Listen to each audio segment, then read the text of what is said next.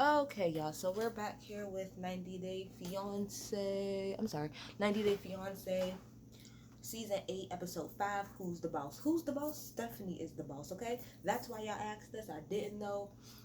Like somebody said, where did y'all find Stephanie? She is reality TV gold. It's like, it's y'all hit the jackpot, kind of like y'all did with like No Neck Ed. Here for it. I hope everybody's doing good. I need y'all to kind of work with me. I am tired as shit. I did kind of just wake up, but I wanted to knock the video out because of the fact that I didn't knock it out last night. I told you I was gonna be more consistent, but y'all gonna have to work with me. I'm gonna have my slip ups here and there. So I work, I have a job, I have a man, I have a dog, I have shit to do. Anyway, so let's get to it. So we're gonna go couple by couple. I didn't realize until I actually sat down that this episode was 2 hours long. Maybe the first, I don't know really, I don't understand why I didn't realize that the show's 2 hours, but whatever. So let's start off with Rebecca and Zied. We're gonna kind of go in the same order every week with everyone. Not much really happened with them in this episode. Rebecca finally found the place to live. The only thing is that she's a little nervous because it's the same place that she lived with her ex or whatever. In that case, girl, who cares? Like, it doesn't really matter as long as y'all got somewhere to live. Like, to me, it seems like you left that place and then came back. So I think she said it's the same building. Who cares? It's a place. It doesn't freaking matter. Um, and she's like, I'm worried because this is the old same building, and I don't really have anything in the cabinets. I don't really have this, and my bed is on the floor. Girl, let me tell you something. I tell people all the time. When I got okay, the apartment that I'm in now, I've had two apartments previous to this, but I was in an unfortunate situation where I had to move out of my last apartment or whatever. But point of the matter is, when I moved into the apartment I'm in now, do you want to know what me and my boyfriend moved in with? A dog cage for my dog, a TV, and some covers. We slept on the floor for like at least a month. Like, it's nothing wrong with grinding your way from the bottom back up. It's nothing wrong with that. It's not wrong with that at all. And so, um, yeah, so she's worried about that. She's also worried about the fact, that he might not come because, he's like really close to his family. Then we go over and we see Ziad, he's getting ready to leave. Of course, everybody's really sad, but he had all of his shit and he leaves. So pretty much Ziad is on his way to America. So that's Rebecca and Ziad, really fast with them. Then we have Tariq and Hazel. Now, I don't know if I missed this. I must have missed this in conversation or whatever. Or maybe I don't remember from like last season. But Hazel has a son. And I have yet to hear any mention of trying to get her son to come over there. So I want y'all to put in the comments if y'all do know. Was there a conversation about the fact that Hazel is gonna come first and then she's gonna get her son to come over? Or is it that Hazel is just gonna be over there in America? Because they end up going out to eat or whatever, and they're having a conversation and stuff, and she says, it's kind of hard, being away, especially from my son and from my parents and stuff. And then we get into the conversation about Tariq's daughter. Like I said on my last video, I'm very interested in seeing how those two interact and if she even really knows anything about autism and how to deal with her. Tariq said, it's going to be a little hard, but he'll help her. And she said, I think she said something like, I hope I can, I hope everything goes good, with me and her, you know, um, similar to how it is with me and my son. So I want to know, is Hazel and Tariq gonna make the effort to get her son over to America, or is it just it's just Hazel? Like, and he said, oh well, you're gonna have a daughter now. I need to understand that because Tariq, as you being a parent, I would think that you would like really be pushing and really be advocating for her to bring her son over there too. So I need to understand that dynamic. Is she gonna be getting her son to come over there soon? Because I know damn well she's not just gonna leave her son in a whole nother country while she move out here to start a whole new family with her boyfriend and his child. Because that's trifling across the board. That's trifling on Tariq's part and that's trifling on Hazel's part. So I hope they figure that part out. Then he talks about where he wants to get married and stuff, and she's saying, oh well, he needs to slow down. I'm tired of all of y'all in this show saying that people need to slow down as far as finding a wedding venue. Y'all have 90 days. Y'all have 90 days. So as soon as you hit the ground, you gotta hit the ground running, okay? There is no waiting. If y'all not even sure that y'all want to get married, why the fuck are y'all over here? That's what I don't understand. Don't bring your white, black, Asian, Ethiopian, Nigerian, whatever the fuck you are. Don't bring your ass over here if you're not sure on what you want to do. Okay? It's just, it makes no sense because 90 days is not a lot of time to try to get a wedding together. So anyway, but she says how she pretty much how she wants to get married at a church, you know. So he goes to take her to the place that he wants to get married at. Tariq, no, no. Even if take away the church part, that is a trash ass venue. You're talking about some there go the Atlantic Ocean. There's this big ass wall. Yeah, the Atlantic Ocean, let me tell you, like, so let's say like my nose is the Atlantic Ocean. This is the wall. And Atlantic Ocean is, you making it seem like, oh, this is where it's at, and then the ocean is literally right there so you can see it. Boy, bye. The venue was trash. It might be a nice place to go and to meditate and stuff. It do look like a nice place to just kind of chill. But to get married, absolutely not. And of course, she's like, so I guess they'll get that all figured out. She said she'll think about it. But I don't think I don't think they're going to get married there. Okay. Mike and Natalie. Okay, I'm less annoyed this episode with Mike and Natalie because this episode is one of the few episodes I've actually seen them have a little bit of fun together. But at the same time, like, Natalie is still annoying as shit as far as I'm concerned. And Mike is so, like, I feel like indifferent to the whole situation. But anyway, so, you know, they go and you see them doing fireworks or whatever. And okay, she has a conversation with her friend later saying, oh, I told Mike, you know, you're going to kill the fish. You're going to kill the fish. Everybody knows that you're going to scare the fish and you're going to kill them. No, scaring them is one thing. Killing them is something else. You're not going to kill fish by doing fireworks. Because I don't know if she know, but out here in America, when we do really, really, really big firework scenes, half the time it is on the water. That's a lot of times how it is. You have the boats that go out in the water and they shoot off fireworks. Nobody's killing the fish. Scaring? Yes, that's bad if you're trying to fish, but nobody's killing the fucking fish by shooting off a damn firework. Anyway, so after they do all of that, she pretty much spends her first day at home alone. You know, she's looking to do this. I did find it funny that the girl would thought the bleach was the fabric softener. I kept saying, production, I know y'all not allowed to step in, but please do not let this white woman fuck up all her clothes. Like, that'd be terrible. Do not let this white woman pour bleach all over her clothes or her husband's clothes. Just stop her right there. Just stop her. Just stop her. But yeah, so she ends up getting on the phone and she calls her friend, and you know, she's talking to her friend about how everything is going and saying how she's lonely. And now I will give her this. Natalie is in the middle of nowhere. She really is in a backcountry woods. So especially with her not being able to drive or her not having a car, it really is difficult to get anything done. At least if they lived a little close to the city, she could at least decide to go for a walk and get to know the area. But because she doesn't, she really is kind of stuck in the house all day. But girl, welcome to quarantine life, okay? And so she talks about that, and she pretty much talks about how she does not trust him, but you know, she wants to try to give Vid a chance with him. So I'm like, all right, fine. She also says, I'm sorry, about how she is seeing a different side of him, and she's not seeing fun Mike, and she's seeing non-vacation Mike, and she's not the only person that said that. I want to understand why do y'all think that the same way that people are like on vacation is how they're going to be in their everyday life. Vacation is a carefree situation. So you don't have anything to worry about. You don't have to go to work. You don't have to do this. You don't have to do that. So yes, when I'm on vacation, if I'm coming all the way over there to where you are to come and see you, then yeah, I have nothing but time and nothing but fun. But I have to live my everyday life. I'm not like you where I can just, I don't even freaking know. I don't even remember what Natalie does, but she's not the only person that said that. It's a little like are y'all are naive is pretty much what I'm trying to say. That makes no sense. No, I'm not saying that the people are completely different, but the way that I move, yes, it is going to be different. And even my attitude to a degree is going to be different. My attitude if I'm on vacation, of course, it's always going to be up and cheery and stuff, because I ain't got no fucking cares in the world right now. But when I get back to the real world and I have to go to work and I got this person cussing at me and this person asking me to say, yes, I'm not going to be the all same chippy jerry. So she needs to like change her expectations. So Then they go.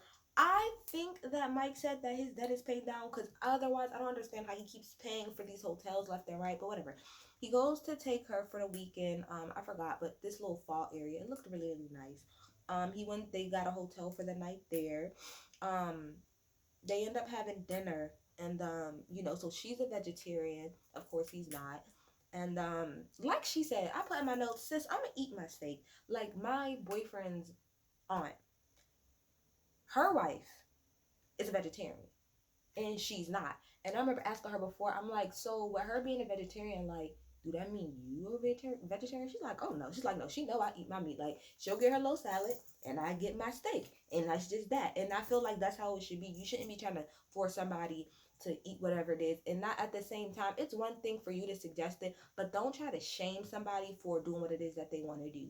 Nobody's sitting here across the table from you telling you, bitch, you ain't gonna never get no type of weight on or all of this other shit by simply just eating a carrot every day in the corner. Nobody's judging you, so stop judging him about what the fuck it is that he's eating. So she asked him if he would mind doing like meat, like one week meat, 1 week vegetarian, 1 week meat, 1 week vegetarian.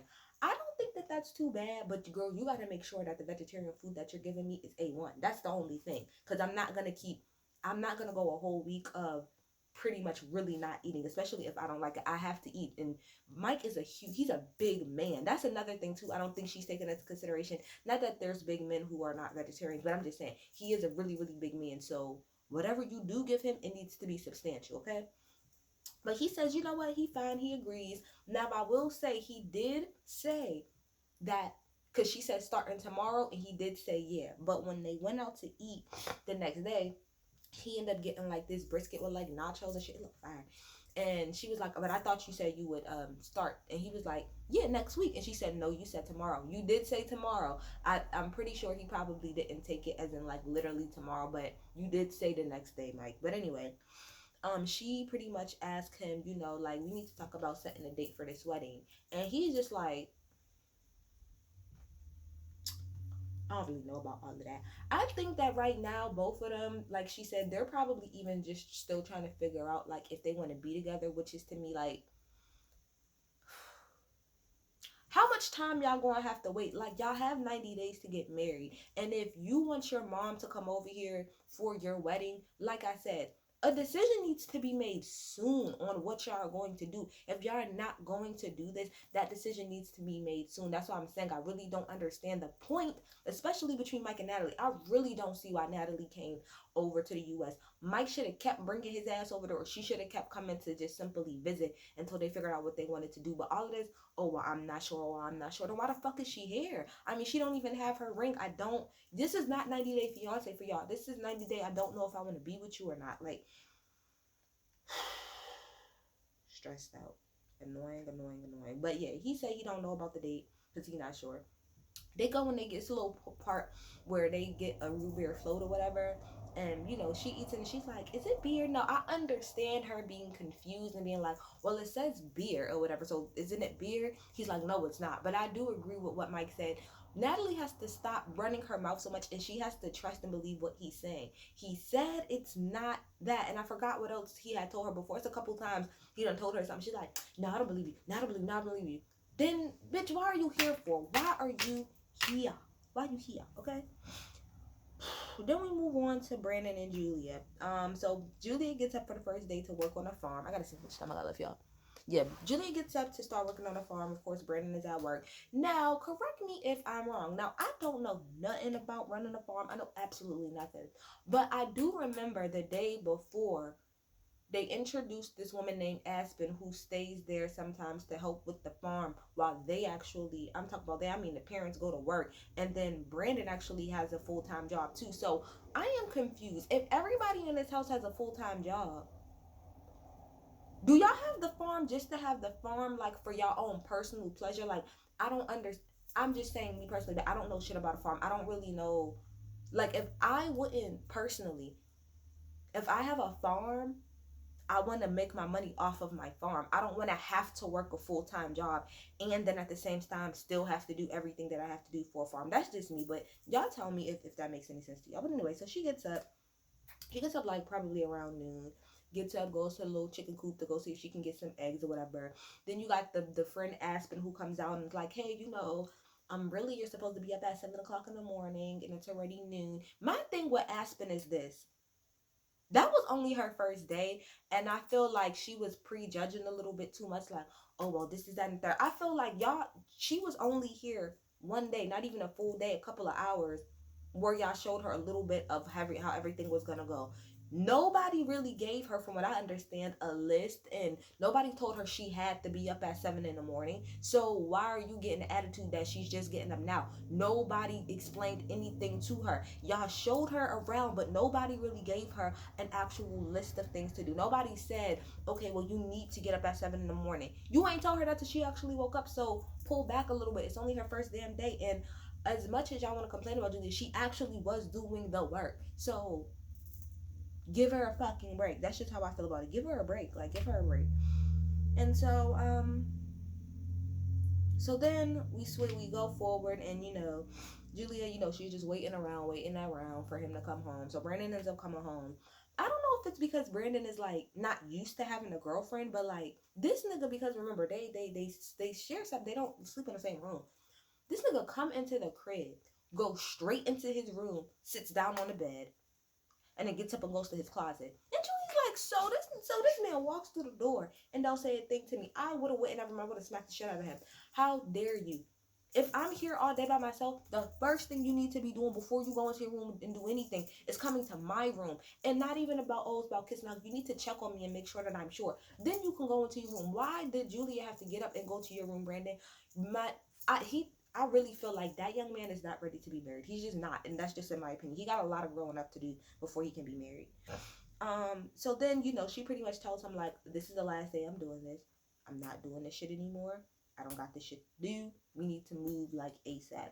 So then he's like, okay, well, we'll talk about it, but, we need to get ready in a couple of minutes because my parents want us to go out to eat. And she's like, I don't want to go out to eat. He's like, well, no, they want us to go. And my whole thing is, like she said, how I put my notes, he needs to grow a pair of balls. Now, I gave him a pass, and I think the reason she gave him a pass about going out to dinner is because he said, my grandfather really wants to meet you. If it wasn't for you saying that your grandfather wants to meet you, she probably wouldn't have went. And all of this, you need to grow a pair of balls. Like she said, there makes no sense that since she's been here, and it's only been 2 days, that she really hasn't even had time to spend with you. Every single waking moment is around your parents. Do you want to be around your parents all like that? Like, you want them to be in your business and all up underneath you and your girlfriend all the time? I will hope the fuck not. I will hope not. So they end up getting ready. They go out to eat. I love his grandpa. His grandpa, he's everything. He says, to be quite honest, you gotta be careful with these Russian girls. And the producer's pretty much like, you think that she's using him? He's like, probably, possibly. I really don't know, but it's a possibility that he could be using her. So then let me tell you where the parents lost me. They have been lost me, but this is where y'all really lost me, and how I know y'all are batshit crazy, and how I know this whole situation is not gonna last long. It's not gonna last long. The grandfather asked them, did they come up with a date yet for the wedding?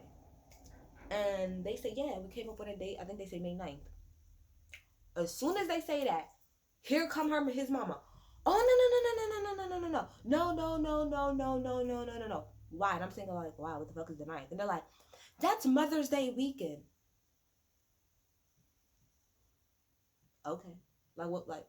What the fuck does that mean? She ain't a damn mama. You a mama. From what I understand, that's your only fucking child. So I'm confused. No, you don't do that. And then, her husband, I'm sorry, the husband is such a, I don't want to call him outside his name, but, and I understand that that's your wife, but that man, literally, anything that his wife says, yep, you're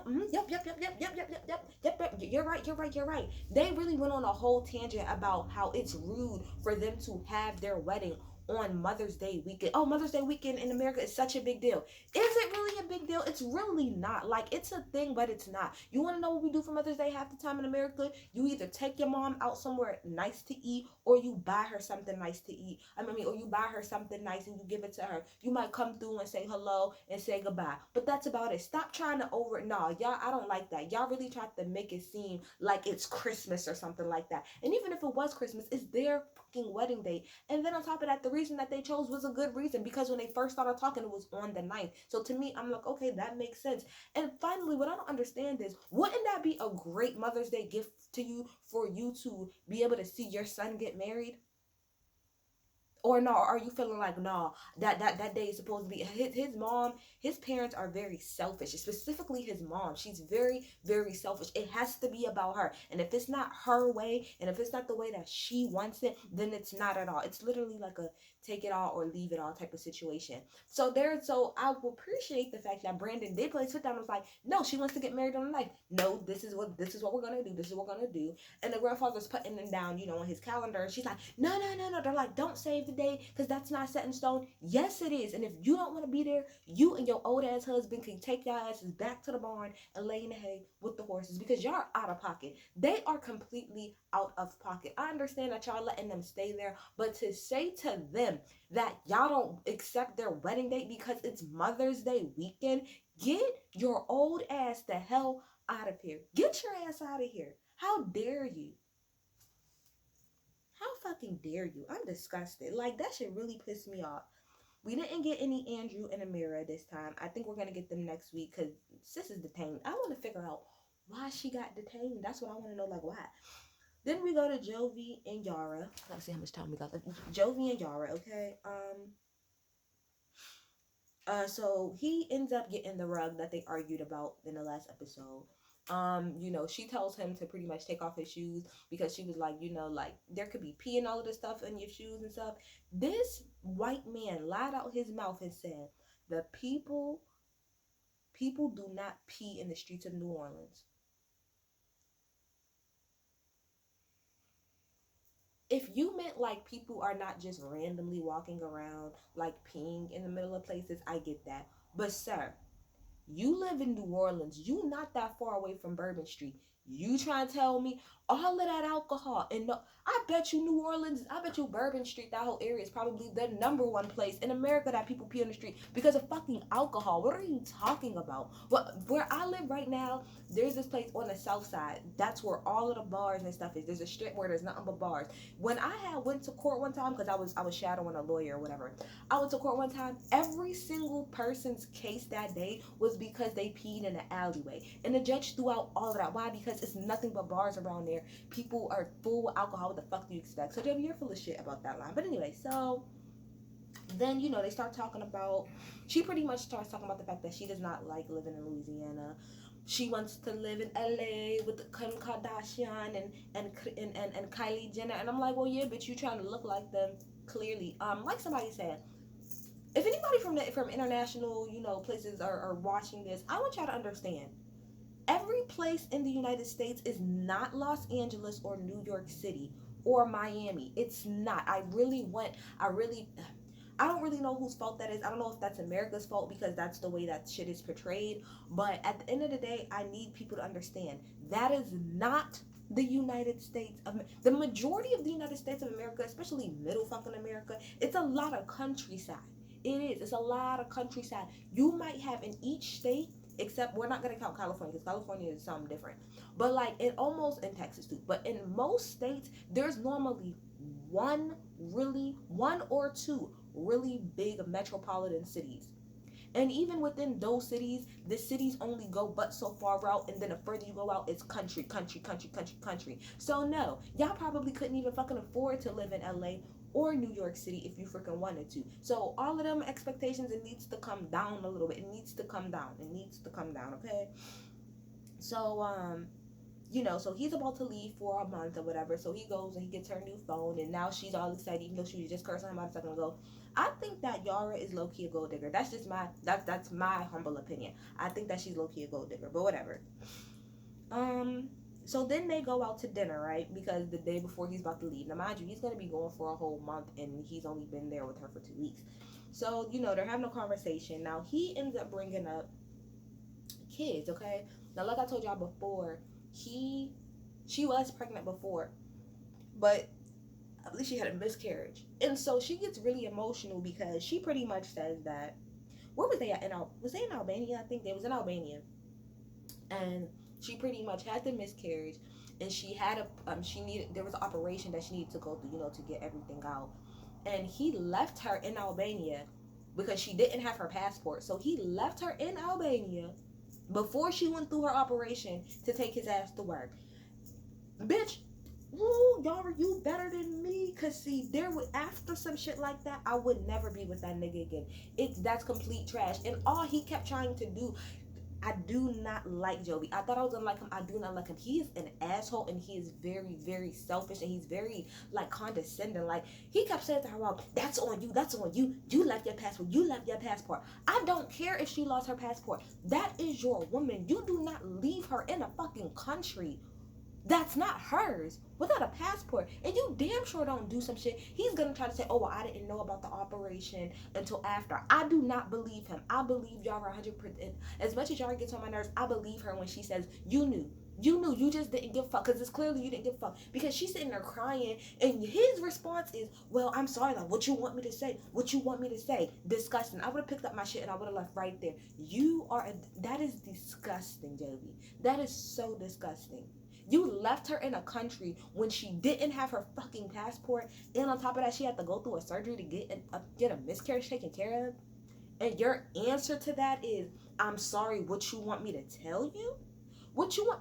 I would have took whatever was in my vicinity, I would have, boop, and I would have left. And I would have packed my bags and went right back to the Ukraine. Like she said, I think everything she said was valid. Like, how do you expect me to sit up here and have kids with you? And she also brought up a good point. Like, you work, okay, so he works for a month straight and then he's home for a month straight. And she's like, how do you really expect that to work? Especially when I first had a kid. I need you to be here with me those first couple of months, and you're not gonna be here. He's like, well, I grew up that way and everything was cool. My mom seemed to do it. See, like she said, men are full of y'all kill me, because all y'all have to do, like she said, all you gotta do is come, and then you get to bounce around and leave and go wherever you want, and I do not. I have to sit here with the baby, pregnant, not pregnant. I'm the one that's normally gonna be here with the child, and it's selfish for you to say, oh, well, my mom did it. I bet you if you really sit down and you talk to your mom on some real shit, I bet you she would tell you it wasn't easy. I bet you she would tell you that she would have preferred her husband to be home. He's selfish. He gets on my nerves. I'm sick and tired of him. He's a fucking asshole. Clear across the board. He's an asshole. And then finally, Stephanie and Brian. Fuck all of the bullshit. Let's just get to the point. She's engaged. Okay, so she's about to go to Belize to go and see him. Forget all of that, because she's talking to her cousins. Forget all of that. This is what kills me. Okay, so she said that right now she's taking care of the family. She's paying $500 to $1,300 a month, okay, for rent and for food and all of this. And so the cousins are like, well, don't he got a job or something like that at a resort?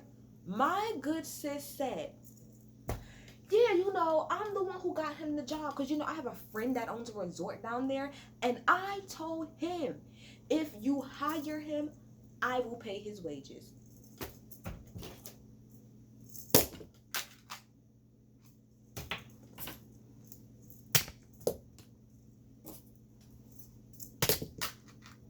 Are you serious, Stephanie?